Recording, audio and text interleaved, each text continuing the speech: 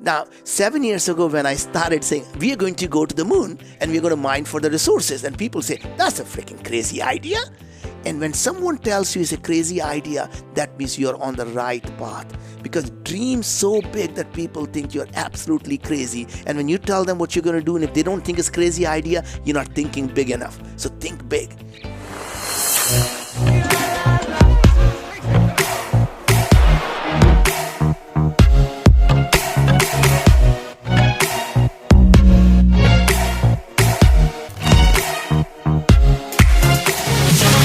Welcome back, everyone, to the School of Greatness podcast. We have Naveen Jain in the house. My man, good to see you, brother. Good to see you, brother. I'm very glad you're here. We met recently at an event in Toronto, which was a lot of fun. And it was really the first time I got to be aware of more of what you do. I'd seen your face and I've heard your name before, but I really didn't know what you did.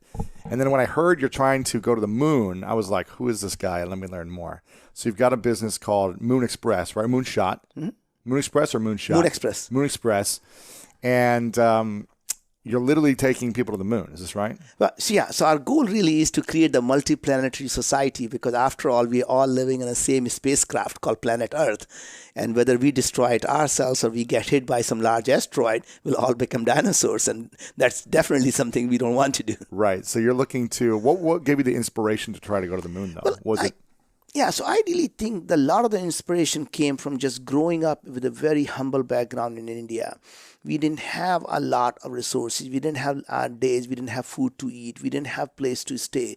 And really looking up at the moon, it was something about it that you could see and feel for a second that you are the richest man in the world, because the richest man in the world cannot be looking at it any differently than you are. And it felt like you could be anybody you wanted to be.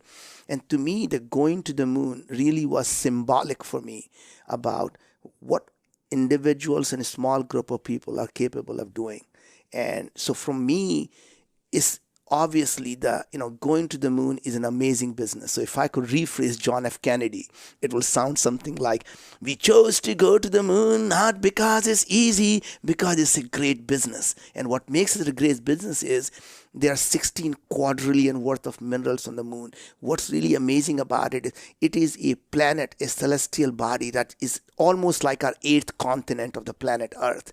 And once we can learn to live on the moon, and that is so close, and very similar types of problems as living on the Mars, we can next look at the whole space as our own backyard. We could be living on Europa and Titan and Mars and anywhere else.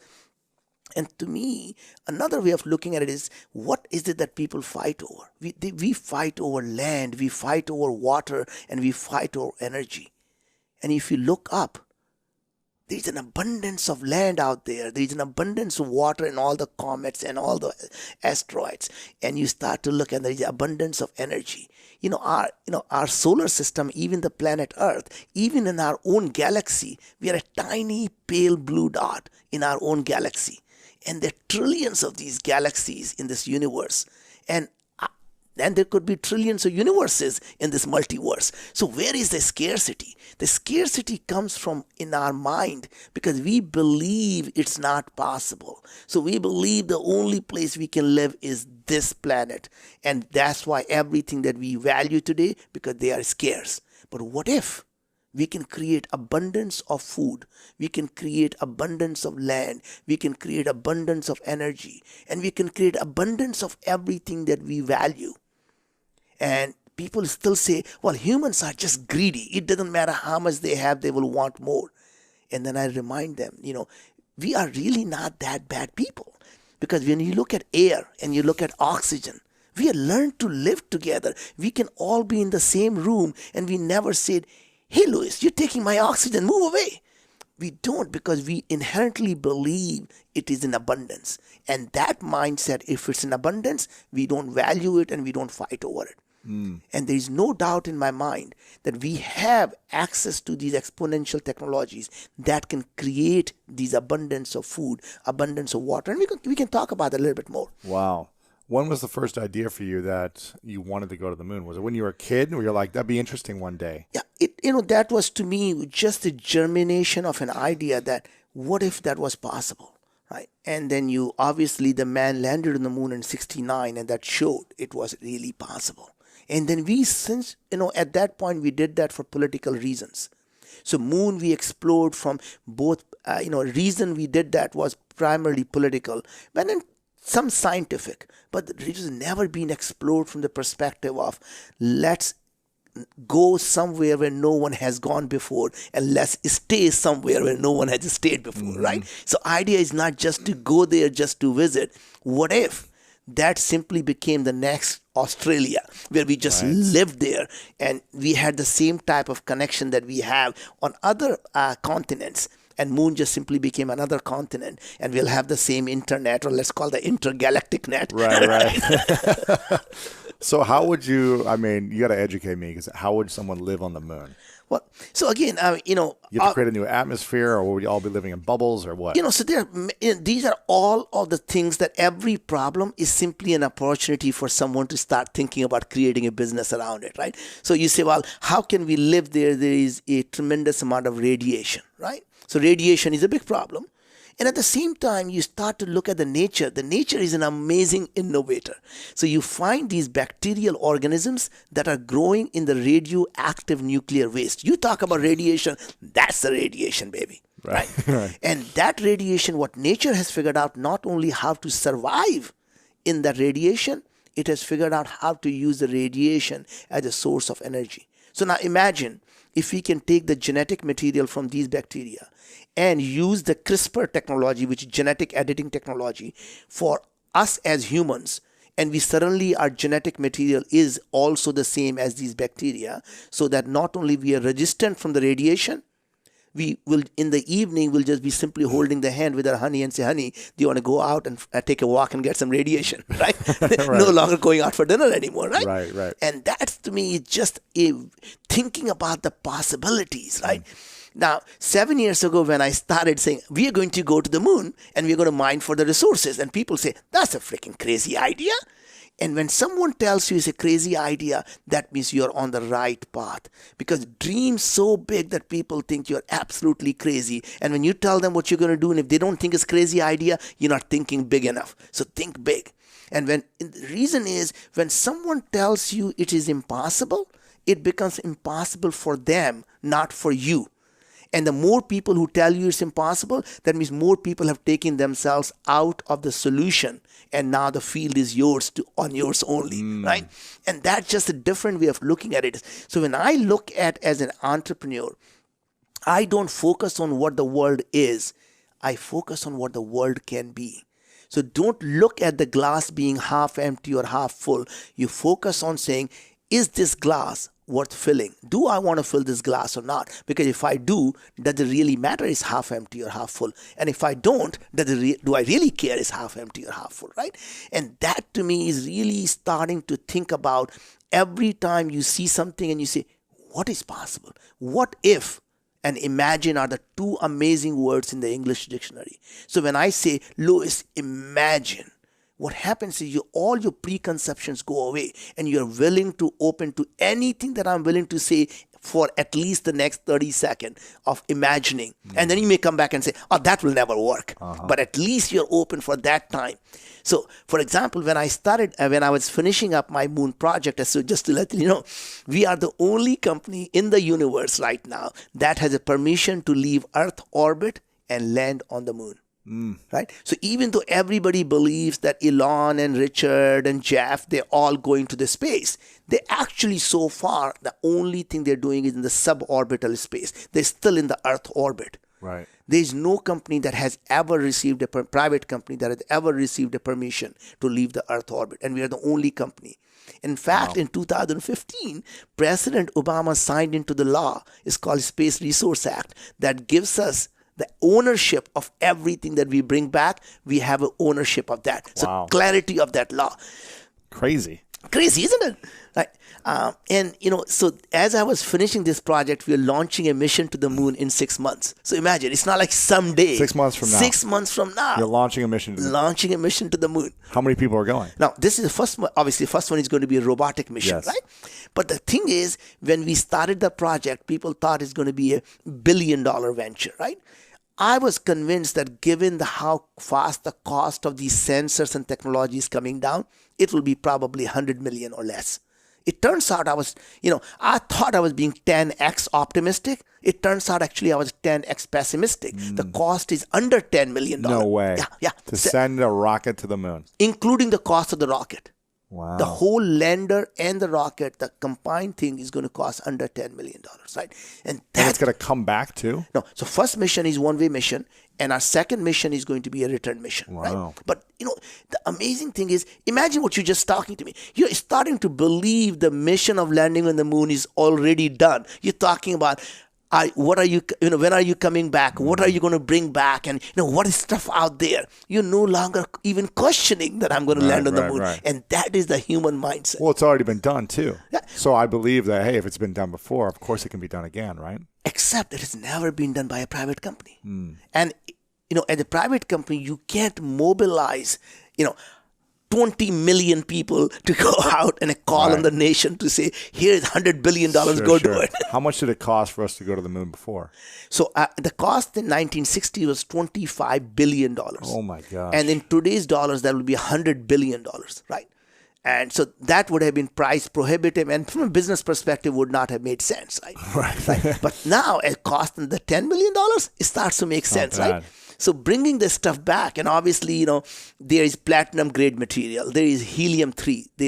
Helium-3 is an amazingly clean energy fuel resource. That means you can use a small quantity of helium-3 in a fusion reactor, and you can power this planet for generations. No way. Yeah. And here's the thing. People say, fusion reactor. Did you say fusion?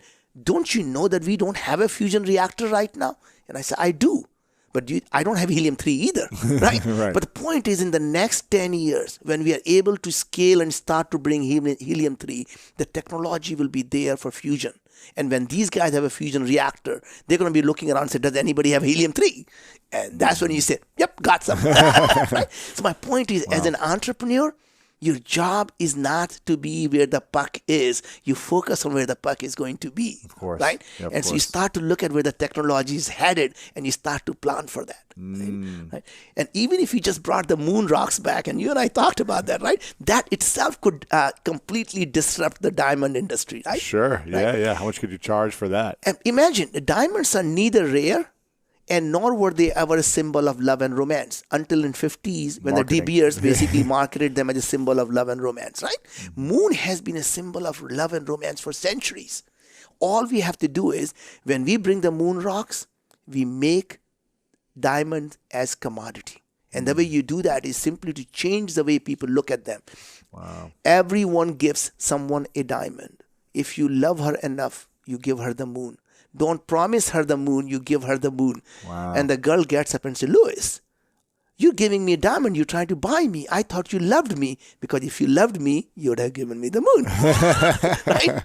And then honeymoon really becomes about taking your honey to the moon. Wow. If you take honey to Hawaii, there will be honey Hawaii, not honeymoon. Right. When are you guys going to start doing trips with people? Anyone, if I just wanted to buy a flight to the moon, when would that be? My gut check is in the next 10 years, I'm hoping the tickets will be so cheap, like $10,000 of a ticket to the moon. And that's really when it starts to become very affordable for most people, at least to be able to say, it's a little more expensive than going to New York, but no more than going a first class ticket to say, Australia. Yeah, wow. That'd be crazy. And how long do you think they'll stay for? You'll go for like a day, come back, or what would it be? Some people are going to stay for there. There's no doubt in my mind the next 20 years, there's going to be a baby born on the moon. No way. Really? Wow. And then parents are going to be looking at this baby and saying, look up, we come from that planet. That's crazy. Right? Wouldn't that be crazy?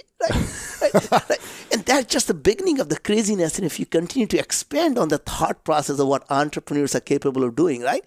So my feeling is that exponential technology is growing at such a pace that's allowing you and I and a small group of people to do things that could only be done by the large companies and the nation states. And as you and I were discussing earlier, now imagine, what is it that the nation states do? They provide education, healthcare, right? Going to space, defense, all the stuff that used to be done by the government sector. What if the entrepreneurs can do this and do that better? So as you know, I started my another company called Viome. And the goal there is really simple. What if we can create a world where chronic illness is a matter of choice? What if illness actually become optional? And people say, that's a freaking crazy idea. And you know you're onto something. Right. Yeah. So, about a year ago when I said, we are going to make illness optional. That was a crazy idea at that time. And a year later, now we have not only the technology, but the people who are actually doing it, right?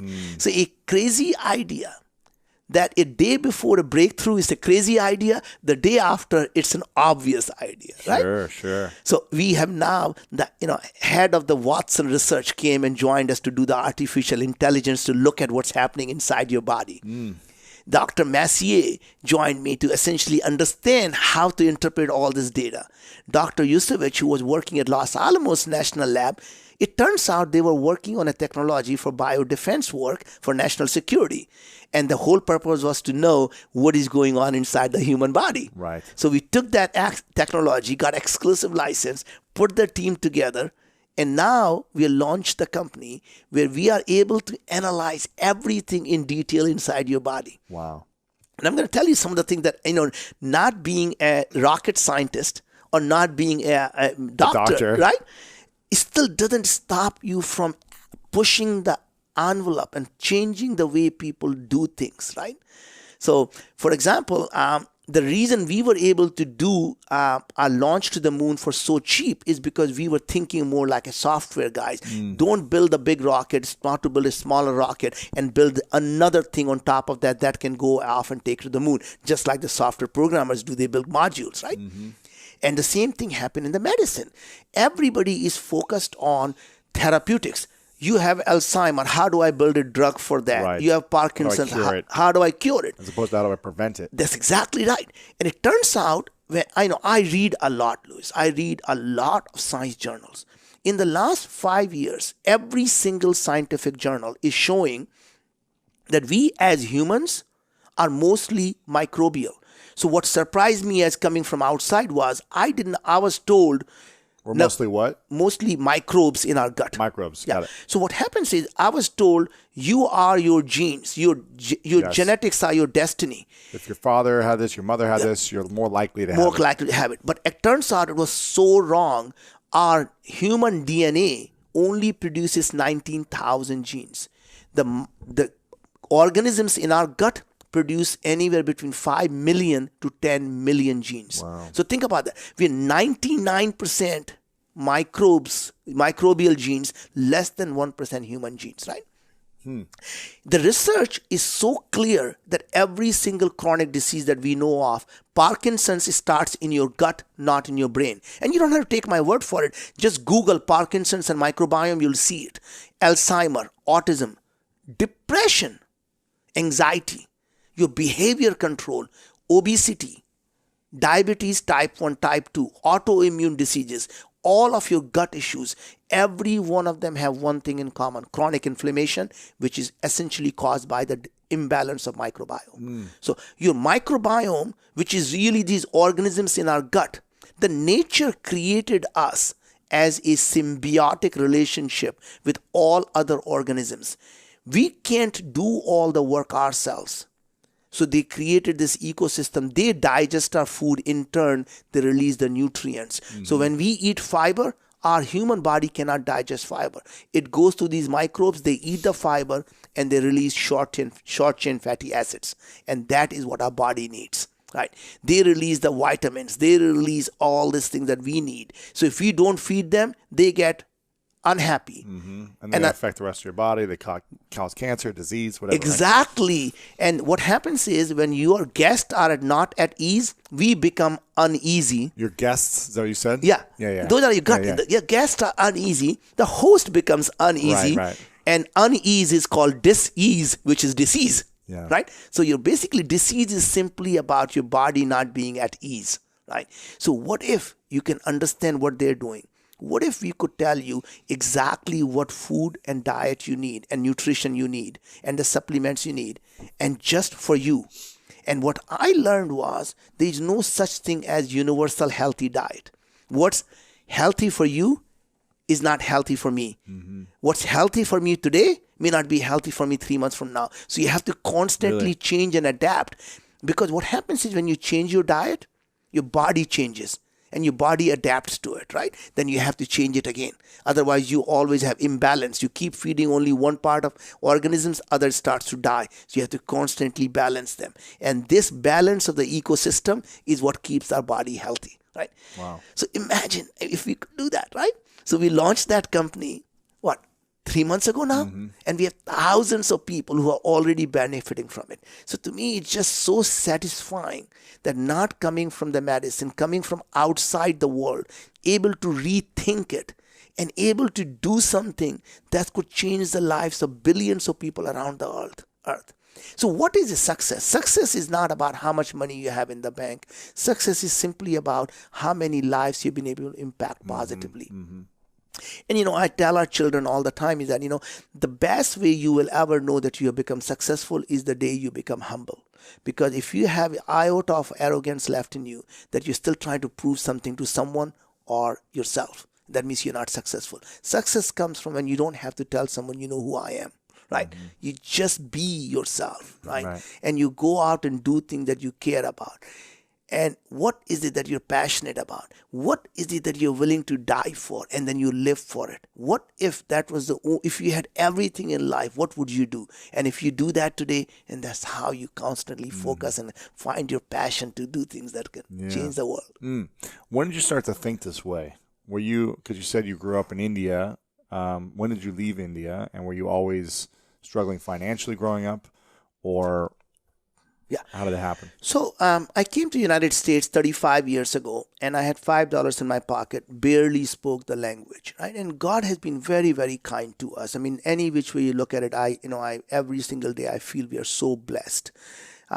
This is my 7th company, and knock on wood, everything that I have done so far has been really, really successful.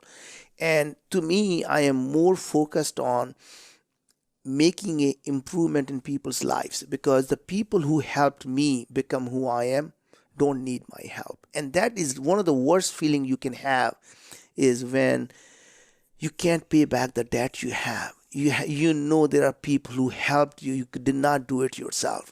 And you ask them, what can I do for you? And you say, nothing. And that's the worst feeling you get, is that you have all this obligation to the society. What would you do? So if you can't pay back, you pay forward. And to me, that is really became who I am, is constantly focus on what can I do that will change the lives of billions of people around the world. It's not about money anymore, because, and that's something that I try to tell a lot of young people who focus so much on making money, that making money is like having an orgasm. If you focus on it, you'll never get it. So if you just enjoy the process and do the things that you love, you'll automatically get what you're looking for. But just don't focus on it. Yeah. And when did you start thinking this way, though? Did you always have this mindset of anything is possible, that I can create anything I want, even when people say I'm crazy? Or did you start to see results in something and you're like, okay, maybe I can do this? So it's really, I cannot recall a singular moment that says, this is where the change really happened. But or was there someone that inspired you this way, who thought differently? Or So I think what happens is, as you gradually start to go in that direction, you start to surround yourself with the people who think similarly. So to me, really is, you become an average of the 10 people that you surround yourself with. And if you are a negative person, you tend to surround yourself with negative people, right? And the minute you start to think everything is possible, I can achieve any dream I set out to do, amazing things happen. The people around you start to change, right? And that's what I tell people. The first thing you need to do is get rid of everyone around you who laughs at your ambition. When say, oh, you can't do that, Louis, you are nobody. Just look at yourself. How can you possibly think you could be reaching millions of people someday, and you could tell them what you think? And they would have said, you are crazy, Louis. And you told them, that's okay. Right. Yeah. Right? Now you've started 7 companies. Is that what you said? 7, yeah. 7 companies, and I'm assuming raised hundreds of millions with all these companies combined, right? You've raised a lot. I don't raise a lot of money. So Really? far, really, every company other than this company, last company, I rarely raised the money. It's really been a company became profitable very, Right. very early. Right. In You bootstrapped it, and yeah, and we bootstrap. Even this one, we bootstrap the company ourselves because, but the goal was so massive that if we could do this and we really could find a way where people never have to be sick, imagine what will happen. The whole healthcare system will just implode. Wow. And what's really happening, Louis, is that any system, once it becomes big, it becomes like an organism where the Darwinian theory starts to take hold. The survival of the system is what really matters, and the purpose goes out the window, right? Yeah. So if you look at healthcare system, pharmaceutical companies really have become parasites on humanity. They don't really want you to be well. In fact, they won't make money. They won't make money. In fact, one of the CEO of the pharmaceutical company said, the best drug that we develop are the drugs that people have to take rest of their lives. So think about that mindset. If I can keep them sick, is the best drug I develop. Right? That's not good. Right? That's not good. And all they do is they treat the symptom, they suppress the symptom, and when they suppress one symptom, they cause 4 more. So now they have 4 more drugs to sell. Oh my right? gosh! So whole system has become so corrupt, and that's the reason when I started this, I said we're just not going to sell anything because people should be able to just find the food what they eat, Yeah. and if we just tell them what they need. The whole idea of these pharmaceutical companies, the doctors and the hospitals and insurance company, let this system implode. And then we'll save the trillions of dollars we're spending on this healthcare. The chronic diseases will just go away. And I am absolutely a firm believer. We actually can eliminate chronic diseases because they all happen. By the way, they all happened the last 100 years. Right? People who still live on the farm don't have allergies. They don't have autoimmune diseases. They don't get Alzheimer's because they are one with the nature. They get all exposure to all of the microbes from the chicken and the cow. And the more hygienic we're becoming, the more things we're living in the urban areas, more genetically modified foods we are eating. All of those things are killing the ecosystem inside us. We're taking antibiotics. Antibiotics are like throwing a nuclear bomb because you saw a bad guy. It obviously gets the bad guy, but it gets everyone. Wow. And when you kill the ecosystem, what happens? Suddenly your body cannot digest things. You suddenly are sick. So every time you take antibiotics, you literally are destroying your body. And then you have to rebuild that body again, right? And so idea is, what if we can prevent all of these chronic diseases from obesities to diabetes to depression to anxiety? I mean, these are anybody who had a family member suffer through them, or even cancer. So there was a research that came out a couple of days ago from Cleveland Clinic where they found the breast cancer is caused by the microbes. And the cure for cancer, whether it's chemotherapy or immunotherapy, whether it works or does not work, can be predicted by simply looking at your gut. So the key is, remember your mother said probably, Lois, listen to your gut, do the gut check. She was the scientist, right? Sure. These are the things. When you are anxious, you see the butterfly in your stomach. You don't see the butterfly in your head, right? When you're depressed, what do? You eat. Right. Everything goes back to the gut, right? So the point is, I believe that sooner or later, just like we changed our mind about we used to believe the earth is the center and everything revolves around earth until we learned better, I believe in the next 5-10 years, we're going to realize that gut is our primary brain. And it pulls the string on the puppet that's on the top of our shoulder. Right, exactly. And it just simply follows. Your gut decides what you crave, when you are hungry, when you are full, and your behavior. So behavior is, by the way, what's most surprising thing, is controlled by the organisms in our gut. These microbes control our behavior. And people say, how can that possibly be? And I remind them, look, when dogs get infected with rabies, what the first thing they start to do? They become aggressive and they bite. So these things change the behavior where dog becomes starting to bite. A good dog becomes a bad dog, right? So these microbes are the ones, and the way the mechanism works is, the recent research showed that even in our brain, the prefrontal cortex, they take over the communication mechanism called microRNA. and they start to manipulate the microRNA that changes the genetic expressions. So our microbes in our gut are controlling in our brain, and the communication is happening back and forth using the vagus nerve, and it uses the neurotransmitter like cortisol and serotonin to go back and forth. Right. Most people may not realize 70% of serotonin is produced in our gut, not in our brain. So when you talk about feeling good, it's all in your gut. Wow. You know, I'm fascinated by how you enroll people in your vision. These crazy ideas that people think are crazy, but then later they're like, oh yeah, that makes so much sense. How do you get these overwhelmingly unrealistic concepts and infect these ideas in other people to say, come with me, whether invest with me, you know, Obama sign an act with me, whatever it is. How do you enroll? What's your... So first thing really you have to do is believe in yourself that it can be done. And people have to believe that with or without them, it's going to get done. It's happening. It's happening. This train is leaving the station. So when I started the first time and, the Moon Express, I said, people, every time in your life you have had a chance to watch the history being made, how often in your lifetime you get a chance to make the history? Come join me and we can make the history together. Or you can watch on the sideline while we make the history and we watch. Right. And that's... No one wants to miss out. Nobody wants to miss that out.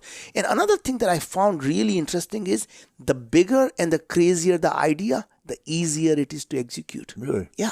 And here's the thing. So for example, if I tell someone, hey, I'm going to build an iPhone app that's going to be able to help you find a roommate. People say, good idea, great idea, go do it, have fun with it. When I tell them, I'm going to start something that's going to make illness as an option, you start to get the best and the brightest from around the world, because now you have created a big magnet. It attracts the people who want to make this their legacy. They want to work on the hard problem. They want to solve the problem that changes the way people live their lives, right? And when I did that, I was telling you, the head of the IBM Watson research called and said, I can build an AI for you. I've been doing for 20 years. Wow. Just get me the data from inside the body and I can get the AI for you. Dr. Massier, PhD in microbiology, MD. She's working for Craig Venter, who was on the cover of Time magazine with the title, The Man Who Played God, working on making the people live forever. Wow. She calls me and says, what's the point living longer? People are going to be sick. I love your vision. I'm going to quit my job and join you. Wow. Right? Dr. Yusevich found us because he said, I have the technology that looks inside your body. We did it for the national defense work. I think we can get that for you. Right. The point was that single goal of what is possible allowed me to bring these people together. And when you have these people together, what happens? Every single venture capital wants to be investing in that because you have this amazing team, all-star team with a vision that could change the way people live their life. What if I'm right? This is not a $10 billion company. It's not a $100 billion company. This is, as I say, even sky is not the limit, right? The moon's not the limit. Even moon is galaxy is not the limit. Even universe is not the limit, right? Because it can be anything. It changed the way people live their lives. But the best thing is you did something that changed the lives of billions of people around the world. And that is the thing that people want to be. Nobody joins the company saying, oh, I will make a lot of money. People do it because they say, I'll have serious impact. And I remind people, unlike the olden days, people did good or people did well. That means people started non-profit or people started for-profit. I really think the world had changed where people like you, Louis, are changing the way people live. They're saying is, you can be great, but you don't have to be mean. You can build amazing, great companies, not at the backs of people. And I really believe if you want to do the small good in the world, you create a non-profit. Right? If you do want to do a large good in the world, you create for-profit, because profit is the engine that drives you to scale. Right? So never ever think that what you're doing, if it makes money, somehow you are letting yourself down. You say, if I'm ever going to be doing great stuff in the world, it needs to have an engine for profitability. Yeah, resources. You can make more money, right? Yeah, exactly. Even if you're the richest man in the world, And if you give away your money, it's only a matter of time before you run out of money. It's not generating new money. That's right. It's not generating resources. That's You're right. constantly asking for more. That's right. Yeah. And that's the thing. Doing good and doing well is really the right philosophy. And that's the reason I love what you do. You allow people to be great. You allow them to create amazing ventures. They do great things, but doing it in the right way. Never sacrificing your integrity and values to get something. Right. Knowing that what you have inside you is the most precious thing you have, your integrity. Never, ever give that up. Yeah, that's great, man. That's great. I appreciate that. Wow. And so when we talked last time, a few months ago, you said you're working on solving the world's biggest problems, essentially, right? And that's what excites you. Yeah. Things that seem like they can't be done, you want to work on them. You're working on going to the moon. You're working on eliminating illness, preventing illness. Yeah. Is there other stuff you have in the future that you also want to work on? Yeah. Or do you have too many ideas that you can't execute, the few that are ahead of you that are already seeming impossible? Well, so interesting thing is, I spent 7 years of my life on Moon Express, and now we are so close to the launch. I want to look at my next moonshot. So I did this healthcare, and I'm already starting to see the light at the end of the tunnel, that in the next 4 or 5 years, we will have this problem under control. Once we get about 1 million people using Viome, and I don't know, Viome, that's like Viome, Viome, right? How do you spell that? Viome? Yeah, is that right? That's it. Viome. And as an Indian, I cannot pronounce that word V. So I always like, is it Viome? Is it Biome, whatever, right? But yeah, it's Viome, right? So as I think we can solve that problem in the next 5 years. And then I want to really solve the problem of education. Because I think the problem in the healthcare and the problem on education are very, very similar. Just like our healthcare system was designed to treat infectious diseases in acute care. And now we are suffering from chronic diseases. So it was designed for episodic being sick. And now we are always sick, the chronic diseases. And that's why the system is falling apart. And the irony here is the cure for the infection, antibiotics, is largely responsible for many of the chronic diseases, right? Yeah. If you look at the school system, same problem. It was designed to teach you skills. Today, in the world of exponential technologies, skills are becoming obsolete every 5 to 7 years. That means by the time you graduate, the skill that you learn may no longer be needed. Right. And that really creates this chronic unemployment, right? So now the school system, it's not that it's broken. It's not that it's not doing what it was supposed to do. It's doing exactly what it was supposed to do. But our needs today are very different than they were there. So you have to reimagine that school, the education system. How do you solve that? And that means now it's not about teaching you skills anymore, because you have to assume today, we have all the information in our hand using iPhone. That means we know every fact. I don't need to remember when Abraham Lincoln was born. I simply remember the Google words. I need to Google the keyword to find that information. Yeah. My memory no longer needs to be in my brain. I can outsource it on the cloud. That means all the phone numbers, all the information that I care about is already on the cloud. Even our decision making, like when I'm driving, I no longer use my brain. Google Maps tells me turn left. I turn left. It says make a right. I don't think about it anymore, right? That means now our brain is constantly outsourcing the system. So our education system now has to say, okay, if you have all this information, how do you connect the dots? How do you solve the problem using interdisciplinary things? How do you learn to learn? How do you remain intellectually curious? As we were talking about the things earlier, we as humans, the day we stop learning is the day we die and we become a zombie. And there are a lot of people you and I know who are just zombies. They're not learning anything. They're coasting through life, right? And and I see a lot of these people, whether it's a teacher or an entrepreneur, they get so frustrated.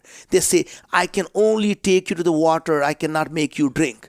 And I keep reminding them, I say, step back for a second. What if you made them thirsty? And if you made them thirsty, you don't have to ever worry about them finding the water and them drinking. How do you make them thirsty?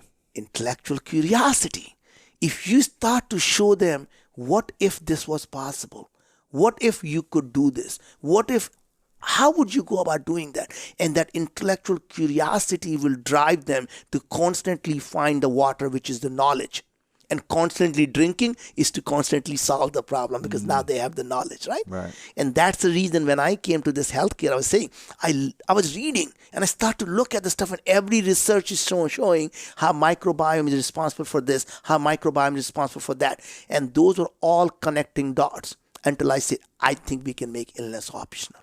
Right? Same thing in education. What if there was no need for teachers?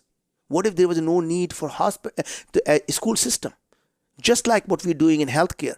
We're saying, why do you need the doctor? Why do you need the hospitals when you can empower each individual to become the CEO of their own health?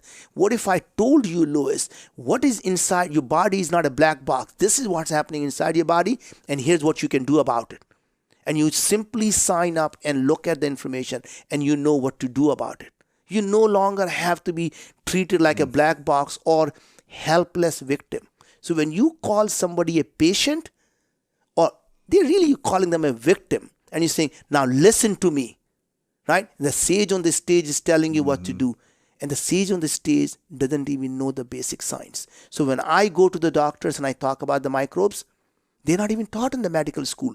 I was interviewing a couple of doctors to join us for the team. They don't know the basics of, I said, do you know how our gut works? Do you know these microbes?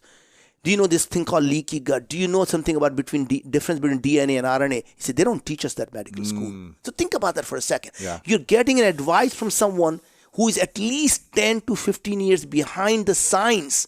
So science is coming up now.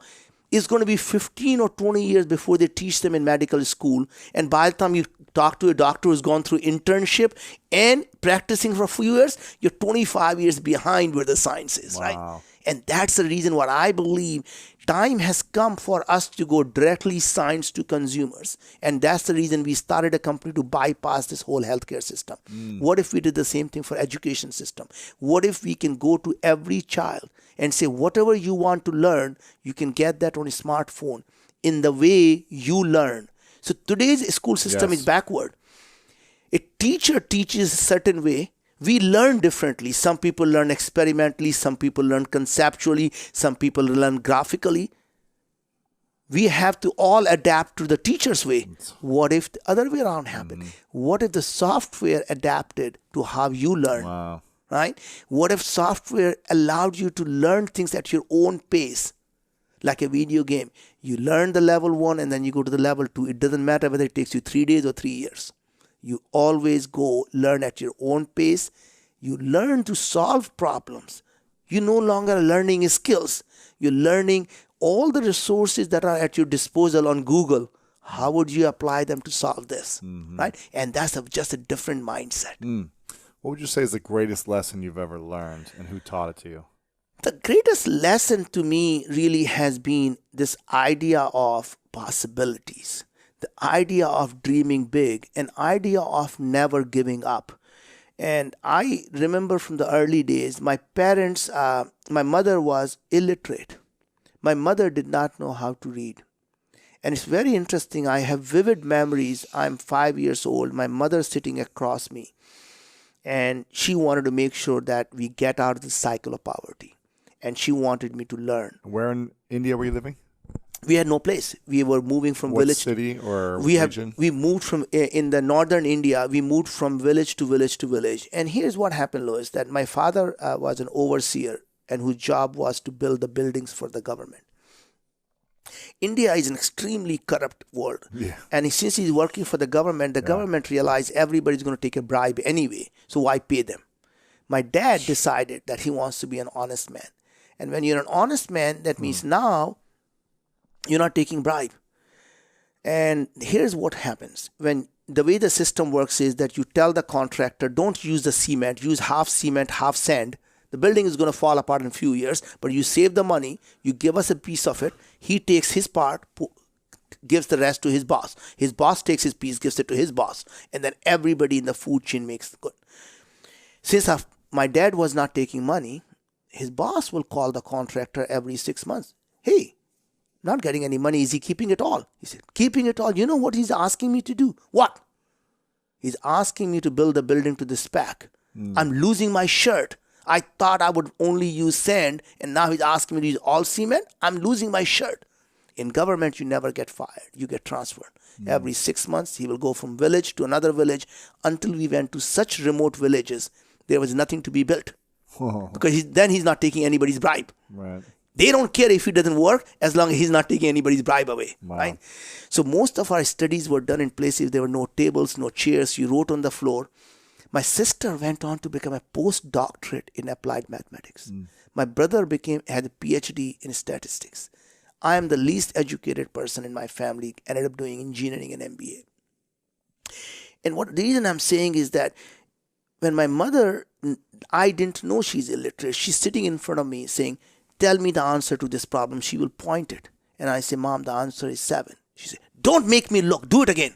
And I do it again and say, Mom, I think the answer is still 7. She said, good. Now go to the next one.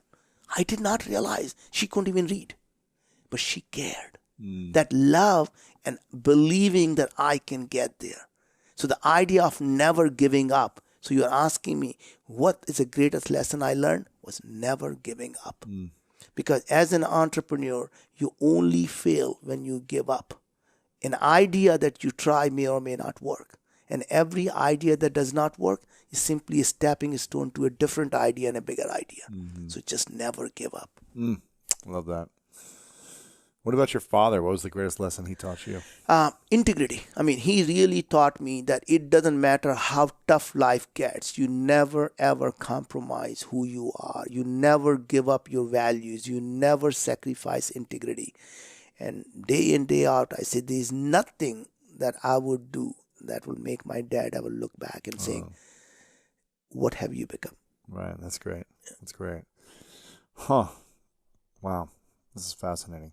You're at loss for words. It rarely happens. I'm just excited.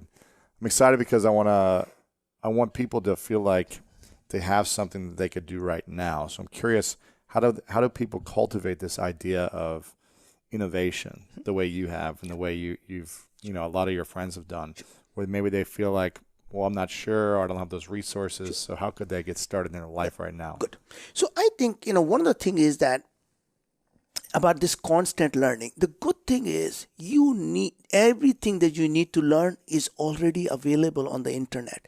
What I do is I get up very, very early. I get up at 4:30 in the morning and I spend the first 3 hours just learning about all the different technologies. So I will go read every science magazine. What's happening in the nanotechnology? I don't have to know a lot, but by learning every time. So initially what I did is I went to YouTube's and I learned the basic lectures about basics of nanotechnology, the basics of neuroscience, the basics of artificial intelligence. And once you start to develop the vocabulary, then you can start to read more because they start to make more and more sense. So really just watching things like Singularity University, where I'm on the board now, but at that time I was not.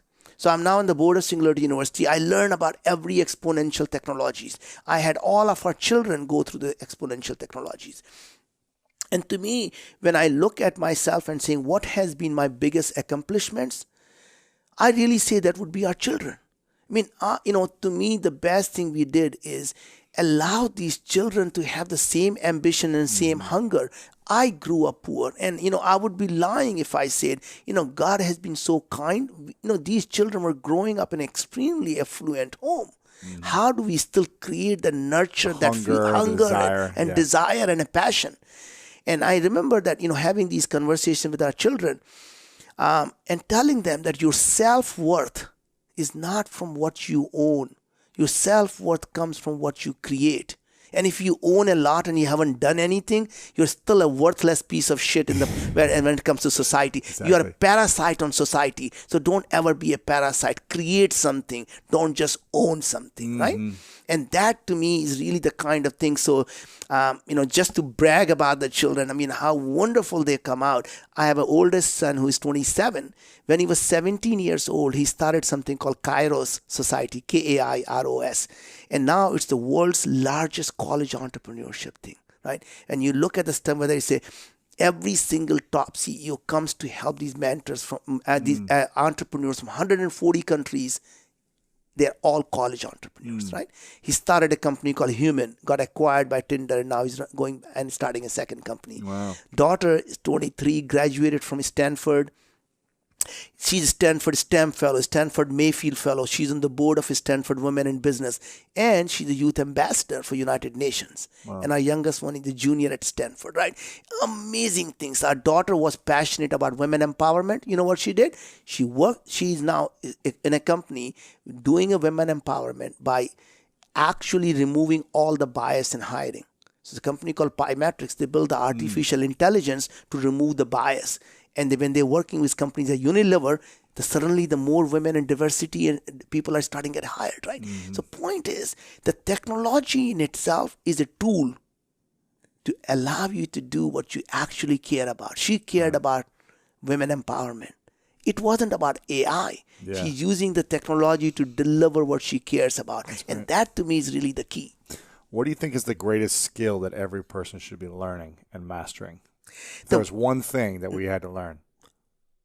Again, I'm going to go back to what I've said, intellectual curiosity, learning to learn, constantly finding this desire that you are always, every day when you go to bed, ask yourself, am I intellectually better today? Am I emotionally better today? Am I spiritually better today? And if you're not, the next day you need to try twice as hard, because every single day you got to be at least better in one of the three ways.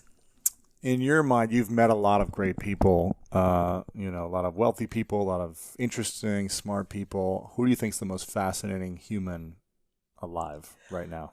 Well, it's such a difficult thing because I, find in different areas, I just respect so many different people. Sure. I love Richard Branson from perspective of his humility. Even though in a public persona, you comes across as a flamboyant person, in person, I would say he is introvert, and his humility is just unbelievable. All right, and you look at our neighbors, Bill Gates and Jeff Bezos. They are just great entrepreneurs. You look up to them. Elon Musk. I mean, he has failed many times, and he has done many things, and he and I have been very similar industry for almost the last 30 years, right? When he was running Zip2, I was running InfoSpace. When he was running X.com or PayPal thing, I was running the authorized.net, and he's doing SpaceX, I'm doing Moon Express, right? But you look at him, and every time I look and say, you know what? He's got a ball of steel. So Exactly. He's just amazing to go out and do things that he can do, right? So got tremendous admiration for them. So, you look at all of these people, it's hard to pick one. Yeah. If you could have a conversation with someone who's no longer here, who would that be? Someone from the past that you never got to speak with. There are so many people in the past. Then you start to look at Marcus Aurelius. What a great philosopher he was, right? And you start to look at, to some extent, Mahatma Gandhi, and you look at, many great people that have been on this planet Earth. I wish I could just watch them, what they were thinking when they were doing. Alexander the Great, what caused him to go, create this large empire? What was going through his head? It can't be the land, the conqueror of the land. What was going through his mind, right? So to me, what really I find most fascinating is how people think, not what people do. Right. And I think you and I had a brief conversation earlier about that everyone wants to know about the 7 habits of, right? And I always thought that's such a dumb thing to always do, right? Why would you want to follow the rituals and the habits of someone? You want to follow their thought process, right? Because rituals don't make you them. Their thought process makes you them.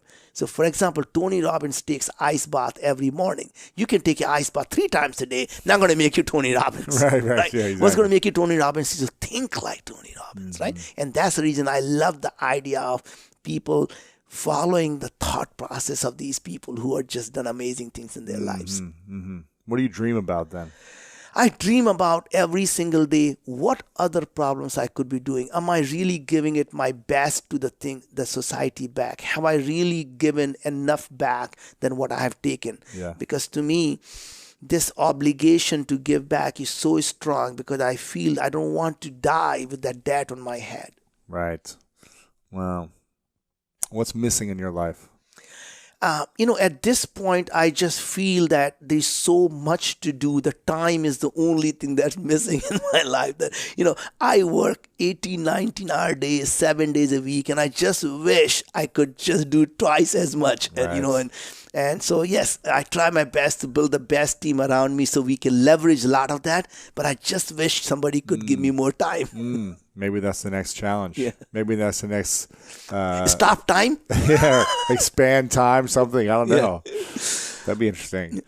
Cool. I want to ask a final few questions. Yeah. This has been fascinating. And for people that are interested in, ending any illness or preventing it, where can they go to learn more about Viome? Is it viome.com? Yes. Or how do they... Yes. viome.com, and we'll have links up for this afterwards and tell you guys where to go to get all that. That is correct. And you can, in fact, this technology used to cost thousands, $3,000 to $5,000. We brought it down to $399. Right. And once you do one test, you can do as many tests as you want during the year for $199. Wow. So we're really trying to make sure that everybody can get to the things. And I know it's still a lot, but my hope is that as people start to come on board, price will continue to come down. Sure, yeah. Viome.com, so make sure to check that out. Final few questions. This is called the 3 Truths. Yes. 3 Truths. So imagine this is the last day for you many years from now. Yes. And life's over. You haven't been able to expand it past 200 years. Yes. So it's another 100-something years from now. 150. 150 years. And everything you've created, you've solved so many of the world's problems. There's skyscrapers on the moon. You're going off to Mars now. You're doing whatever you want. Any dream you've had, it's happening or it's happened. But for whatever reason, all the things you've ever said, all the things you've talked about, your speeches, they're erased from time. So no one has your information anymore. And you have a piece of paper and a pen, and you get to write down the 3 things you know to be true about all your experiences in life. The 3 things, 3 truths that you would share with the world, the lessons. What would be those 3 truths for you?